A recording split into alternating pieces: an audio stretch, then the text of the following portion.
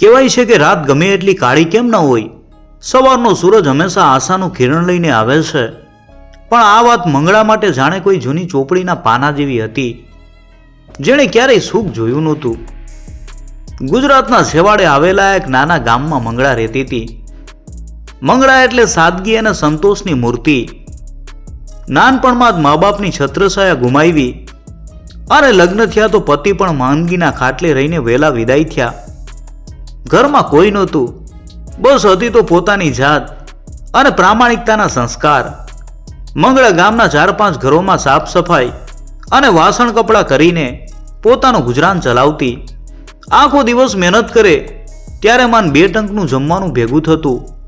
પણ મંગળાનો એક નિયમ હતો, આરામનો રૂપિયો ઝેર સમાન છે. એક દિવસની વાત છે. આકાશમાં કાળા ડિબાંગ વાદળો ઘેરાયા હતા અને ઝરમર વરસાદ શરૂ થયો હતો.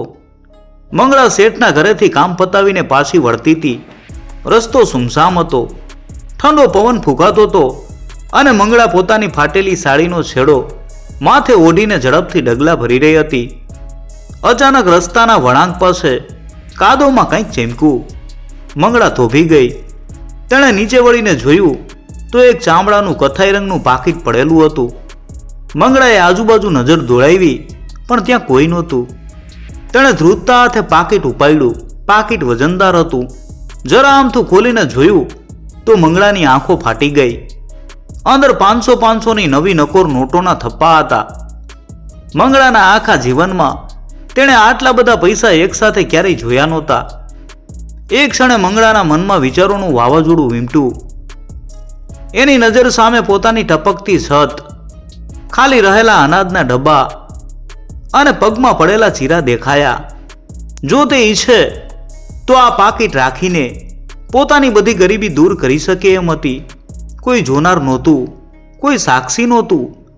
પણ જેવું મંગળાએ પાકીટ પોતાના થેલામાં મૂકવાનો વિચાર કર્યો કે તરત જ તેને તેના દાદાના શબ્દો યાદ આવ્યા કે બેટા મંગુ, ભૂખથી મરી જવાય તો ભલે, પણ કોઈના આંસુથી ભીંજાયેલો રૂપિયો ક્યારેય ઘરમાં ન લાવવો. મંગળાએ તરત પાકીટ બંધ કર્યું. એની આંખોમાં પાણી આવી ગયા. એણે વિચાર્યું, જેનું આ પાકીટ હશે એ અત્યારે કેટલો દુઃખી હશે. કદાચ આ કોઈના ઓપરેશનના પૈસા હોય, કોઈની દીકરીના કરિયાવરના હોય કે કોઈ ગરીબની આખી જિંદગીની કમાણી હોય. હું આ પાપ કેવી રીતે કરી શકું? વરસાદ વધતો જતો હતો, પણ મંગળાના પગ હવે ઘર તરફ નહીં પણ ગામની પોલીસ ચોકી તરફ વળ્યા. એના મનમાં એક જ લગ્ની હતી કે આ પાકીટ તેના અસલી માલિક સુધી પહોંચાડવું. તે આંપતી આંપતી પોલીસ ચોકીએ પહોંચી. ત્યાં બેઠેલા જમાદાર તેને જોઈને નવાઈ પામ્યા. શું છે માજી, કેમ આટલા પલળેલા છો? જમાદારે પૂછ્યું. મંગળાએ ધ્રુજતા હાથે પેલું પાકીટ ટેબલ ઉપર મૂક્યું અને બોલી કે સાહેબ, આ રસ્તામાં પડ્યું હતું. કોનું છે ખબર નથી, પણ અંદર બહુ પૈસા છે, ગયણા નથી. પણ આ જેનું હોય એને પહોંચાડી દેજો. બિચારાનો જીવ બહુ કકળતો હશે. જમાદાર મંગળાની ફાટેલી સાડી અને તેની આંખોમાં રહેલી નિર્દોષતા જોઈને સ્તબ્ધ થઈ ગયા. તેમણે પાકીટ ખોલીને જોયું તો તેમાં પૂરા 50,000 રૂપિયા હતા. એક ગરીબ બાઈ માટે આ રકમ આકાશ જેવડી હતી, છતાં તેણે લોભ ન કર્યો. જમાદારે મંગળાનું નામ અને સરનામું એક ડાયરીમાં નોંધી લીધું અને તેને માનભર વિદાય આપી. મંગળા જ્યારે ઘરે પાછી ફરી ત્યારે તેની પાસે ખાવા માટે રોટલો પણ નહોતો, પણ એના હૃદયમાં એક અજીબ શાંતિ હતી.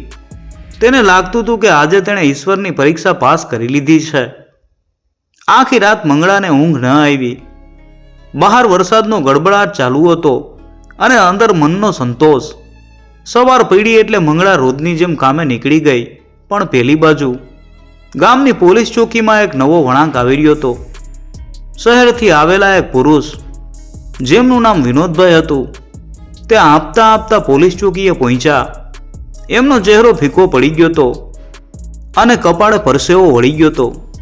તેમણે જમાદારને કરગરતા અવાજે કહ્યું કે સાહેબ, મારું પાકીટ ક્યાંક પડી ગયું છે.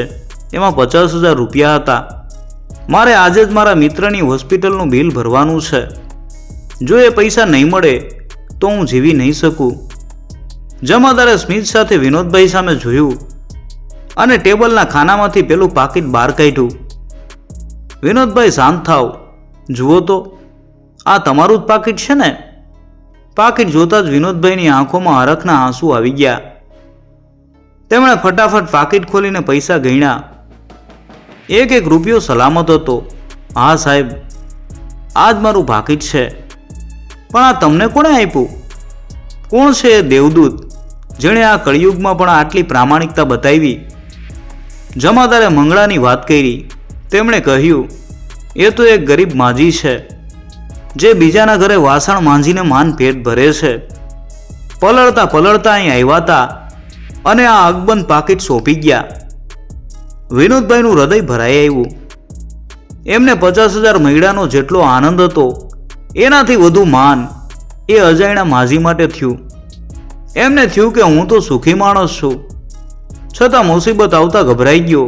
અને પેલા માજી જેમની પાસે રહેવા બરાબર ઘર નથી, છતાં તેમનું હૃદય કેટલું મોટું છે. વિનોદભાઈએ મંગળાનું સરનામું લીધું.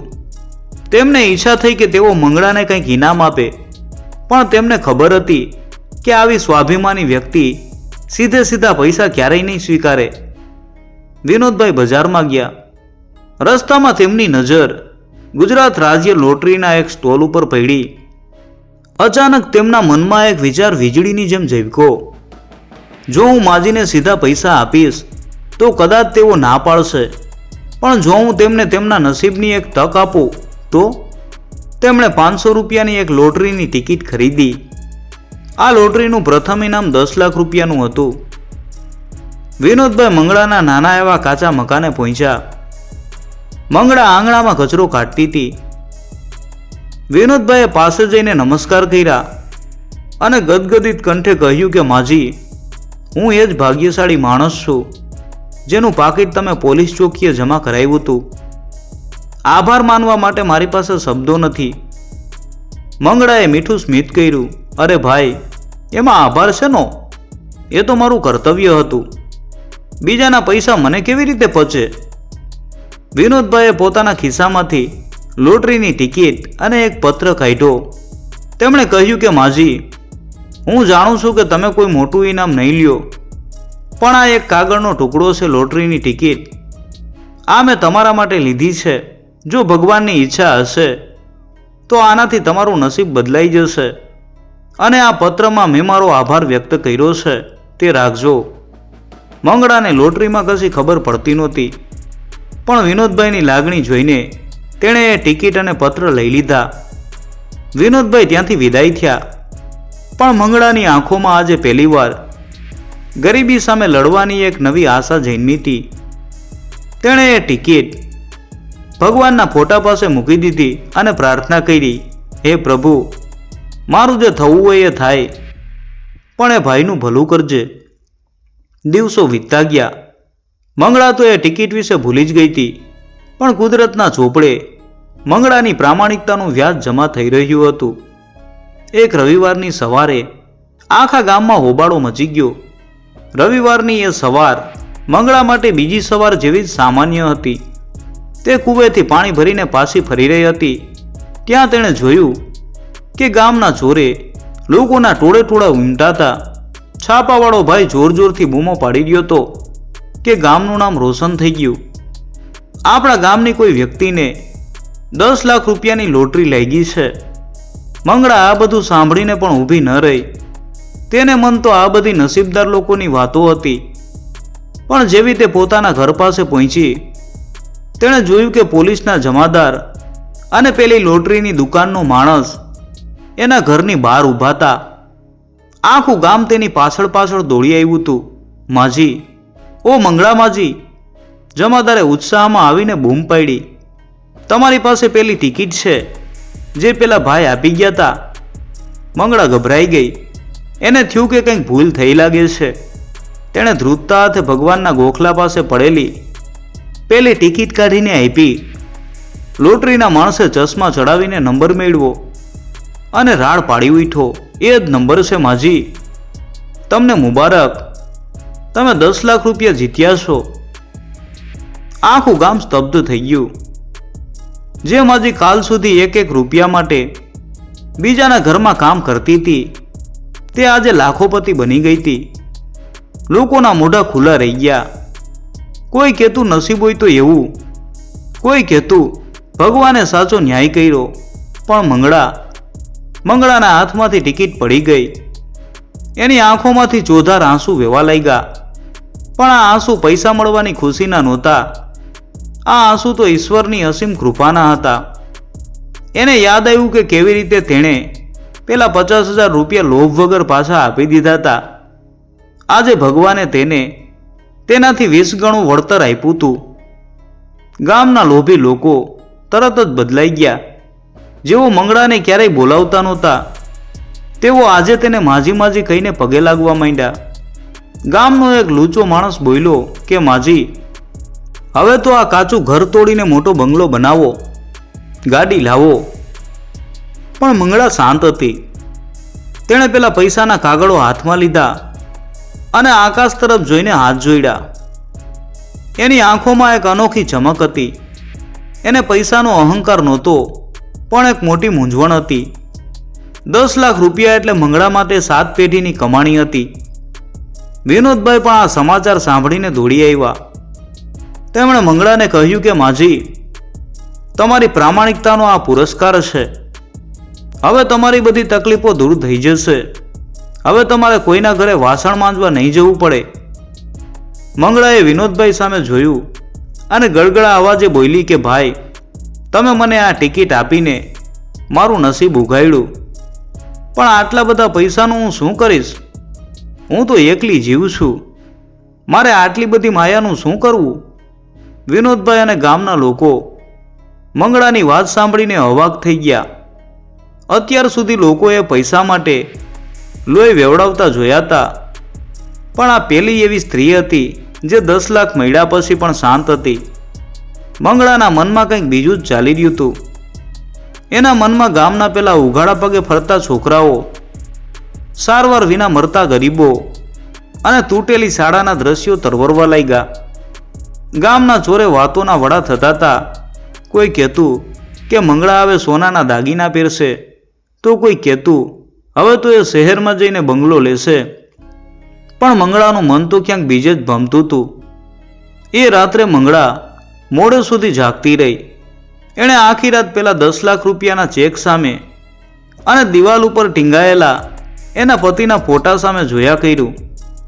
બીજા દિવસે સવારે મંગળાએ ગામના સરપંચ અને વિનોદભાઈને પોતાના ઘરે તેડાવ્યા. ગામના લોકો પણ કુતૂહલવશ ત્યાં એકઠા થઈ ગયા. મંગળાએ તેના ગજવામાંથી પેલો ચેક કાઢ્યો અને ધ્રુજતા અવાજે બોલી કે સરપંચ બાપા, આ પૈસા ભગવાને મને આપ્યા છે એ સાચું, પણ આ પૈસા પચાવવાની શક્તિ મારામાં નથી. હું તો આખી જિંદગી સૂકો રોટલો ખાઈને જીવી છું. હવે આટલા બધા પૈસા લઈને ક્યાં જઈશ? મારે કોઈ બંગલો કે ગાડી નથી જોઈતા. આખું ગામ સ્તબ્ધ થઈ ગયું. વિનોદભાઈએ પૂછ્યું, તો માજી, તમે આ પૈસાનું શું કરવા માંગો છો? મંગળાની આંખોમાં પાણી આવી ગયા. તેણે ગામના છેવાડે આવેલા પેલા ખખડધજ મકાન તરફ આંગળી ચીંધી, જ્યાં ગામના ગરીબ બાળકો ભણતા હતા, કે સાહેબ, આપણા ગામમાં દવાખાનું નથી. ગયા વર્ષે પેલી નાની અમથી છોકરી શારદા સમયસર દવા ન મળી એટલે મરી ગઈ. અને આ છોકરાઓ જુઓ તો ખરા, ભર શિયાળે ઉઘાડા શરીરે એ લોકો ભણે છે. મારે આ 10 લાખ રૂપિયા આ ગામ માટે વાપરવા છે. લોકોના મોઢામાંથી શબ્દો સરી પડ્યા, હે માજી, આટલી મોટી રકમ દાન કરી દેશો? મંગળા બોલી, હા, આ પૈસામાંથી અડધા પૈસા ગામમાં એક નાનું દવાખાનું બનાવવા માટે વાપરો, જેથી કોઈ ગરીબનો દીકરો દવા વિના ન મરે, અને બાકીના પૈસાથી આપણી નિશાળને સરખી કરો. છોકરાઓને ચોપડા અને કપડાં અપાવો. મારા માટે તો બસ મારો આ ભગવાનનો ગોખલો અને મારો રોટલો ઘણો છે. આ સાંભળીને વિનોદભાઈની આંખો ભીની થઈ ગઈ. જે સ્ત્રીએ આખી જિંદગી અભાવમાં કાઢી હતી, જેની પાસે આવતીકાલના જમવાનું ઠેકાણું નહોતું, તે સ્ત્રી આજે બીજાના સુખ માટે પોતાની આખી જિંદગીની મૂડી હસતા મુખે આપી રહી હતી. વિનોદભાઈએ આગળ આવીને મંગળાના પગ પકડી લીધા કે માજી, તમે તો માણસ નથી, સાક્ષાત દેવી છો. તમારી પ્રામાણિકતાએ તો મને કાલે જ જીતી લીધો તો. પણ તમારી ઉદારતાએ તો આજે આખા જગતને ઝુકાવી દીધું છે. જેવી મંગળાએ દાનની જાહેરાત કરી, ગામના કેટલાક ઈર્ષાળુ અને સ્વાર્થી લોકોએ ગણગણાટ શરૂ કર્યો. આ તો બધું દેખાડો છે, નક્કી આમાં પણ એનો કોઈ ફાયદો હશે. મંગળાના કાને આ શબ્દો પડ્યા, પણ તે જરાય વિચલિત ન થઈ. તે તો બસ પેલા નાના બાળકોના હસતા ચહેરા વિચારીને મલકાતી હતી. તે દિવસે મંગળાએ માત્ર પૈસા જ નહોતા આપ્યા, પણ ગામના દરેક માણસને એ શીખવ્યું હતું કે માણસાઈ શું કહેવાય. મંગળાના દાનના સમાચાર વાયુ વેગે આખા પંથકમાં ફેલાઈ ગયા. સરકારે પણ મંગળાની આ ઉદારતાની નોંધ લીધી. ગામમાં રાત દિવસ કામ ચાલ્યું અને જોતજોતામાં એક સુંદર દવાખાનું અને આધુનિક સુવિધાઓવાળી શાળા તૈયાર થઈ ગઈ. દવાખાનાનું નામ રાખવામાં આવ્યું મંગળા માતૃસેવા સદન. દવાખાનાના ઉદ્ઘાટનનો દિવસ હતો. આખું ગામ દુલ્હનની જેમ શણગારાયેલું હતું. જિલ્લાના મોટા અધિકારીઓ અને પત્રકારો ઉમટી પડ્યા હતા. બધાની નજરે લખપતિ બાઈ ઉપર હતી, જેણે પોતાનું સર્વસ્વ ત્યાગી દીધું હતું. પણ મંગળા ક્યાં હતી? લોકોએ જોયું તો મંગળા કોઈ વીઆઈપી ખુરશી ઉપર નહીં, પણ દવાખાનાના પગથિયા પાસે બેસીને એક નાના બાળકને પટ્ટી બાંધી રહી હતી, જે રમતા રમતા પડી ગયું હતું. એની સાદગી જોઈને મોટા અધિકારીઓ પણ નતમસ્તક થઈ ગયા. જ્યારે મંગળાને સ્ટેજ ઉપર બોલાવવામાં આવી અને માઇક સામે ઊભી રાખવામાં આવી, ત્યારે આખું મેદાન તાળીઓના ગડગડાટથી ગાજી ઉઠ્યું. મંગળાનો અવાજ ગદગદિત હતો. તેણે માત્ર એટલું જ કહ્યું કે ભાઈઓ, આ પૈસા મારા નહોતા, એ તો ઉપરવાળાએ મોકલ્યા હતા. હું તો માત્ર એક નિમિત્ત હતી. આજે આ દવાખાનામાં કોઈ ગરીબની માં સાજી થઈને ઘરે જશે, ત્યારે મને લાગશે કે મારી પ્રામાણિકતાનું સાચું ઇનામ મને મળી ગયું છે. એ જ વખતે વિનોદભાઈ સ્ટેજ ઉપર આવ્યા. એમની સાથે એક નાની બાળકી હતી, શારદાની નાની બેન. તે બાળકીએ મંગળાને એક ગુલાબનું ફૂલ આપ્યું અને તેના ગાલ ઉપર પપ્પી કરી. એક ક્ષણે મંગળાની આંખોમાંથી દળદળ આંસુ વહી ગયા. આખા મેદાનમાં એક પણ આંખ એવી નહીં હોય જે ભીની ન થઈ હોય. પૈસાની કિંમત લાખોમાં હતી, પણ એ બાળકીના પ્રેમની કિંમત અનમોલ હતી. વર્ષો વીતતા ગયા. મંગળા હવે આ દુનિયામાં નથી, પણ આજે પણ એ ગામમાં કોઈ બીમાર પડે છે ત્યારે લોકો કહે છે, ચાલો મંગળામાં પાસે જઈએ. આજે પણ એ શાળામાં ભણતા બાળકો જ્યારે પ્રાર્થના કરે છે ત્યારે મંગળાના ફોટા સામે માથું ઝુકાવે છે. મંગળાએ સાબિત કરી દીધું કે માણસ તેના પૈસાથી નહીં, પણ તેના ગુણો અને પ્રામાણિકતાથી અમર બને છે. આ વાર્તા આપણને શીખવે છે કે પ્રામાણિકતા એ માત્ર એક ગુણ નથી, પણ એક ભક્તિ છે. જ્યારે માણસ નિસ્વાર્થ ભાવે સત્યના માર્ગે ચાલે છે, ત્યારે કુદરત પોતે તેને પુરસ્કાર આપવા માટે ભાગ્યના દ્વાર ખોલી નાખે છે. હરામનો રૂપિયો ઘરના પાયા હલાવી નાખે છે, જ્યારે મહેનત અને ઈમાનદારીનો રૂપિયો 7 પેઢીને સુખ આપે છે.